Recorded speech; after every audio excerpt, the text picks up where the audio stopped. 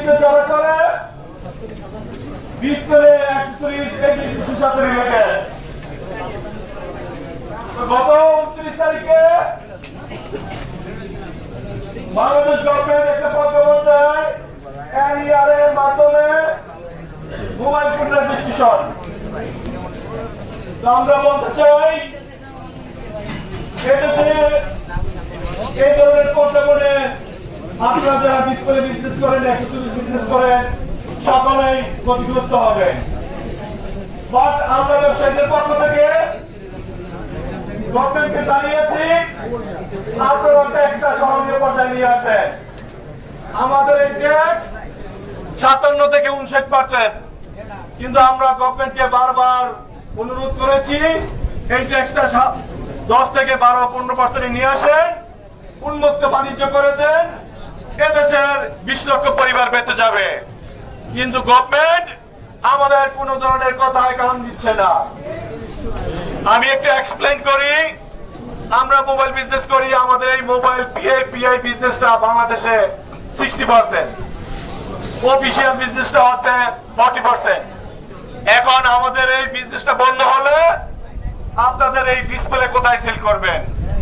কারণ অফিসিয়াল ব্র্যান্ডগুলো তো official service সেন্টারে সার্ভিস করবে, অফিসিয়াল কাস্টমার কেয়ারে সার্ভিস করবে।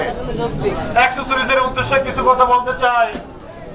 গত 3 মাস যাবত দেখবেন প্রত্যেকটা অফিসিয়াল শোরুম চেঞ্জ হচ্ছে, ডেকোরেশন চেঞ্জ হচ্ছে। Oppo, Vivo, Xiaomi, Realme, itel এরা এদের অফিসিয়াল সবগুলো চেঞ্জ করতে, কারণ তারা তাদের অ্যাক্সেসরিজের ট্যাক্স করে দিচ্ছে প্রত্যেকটা শোরুমে। তো আমি বলতে চাই বন্ধুগণ, আপনারা যদি এখনই সোচ্চার না হন, আমরা যারা মোবাইল বিজনেস করি হয়তোবা আমরা এখনই ড্যামেজ হয়ে যাব, নিঃশেষ হয়ে যাব। বাট আপনারা যারা সার্ভিসিং, যারা অ্যাক্সেসরিজ বিজনেস করেন, এদের হয়তোবা 6 মাস 1 বছর সময় লাগবে। আর এদের প্ল্যান এরকম, এখন হয়তোবা মোবাইলের উপরে হামলাটা হয়েছে, এই হামলা আপনাদের উপর আসতে 6 মাস 1 বছর 2 বছর সময় লাগবে।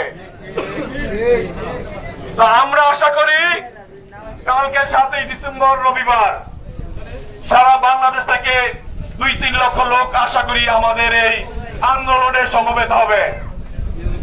আন্দোলনের স্থান হচ্ছে আগারগাঁও, বিটিআরসি ভবন, এনবিআর এবং বাণিজ্য মন্ত্রণালয়, আইসিটি মন্ত্রণালয় ঘেরাও হবে।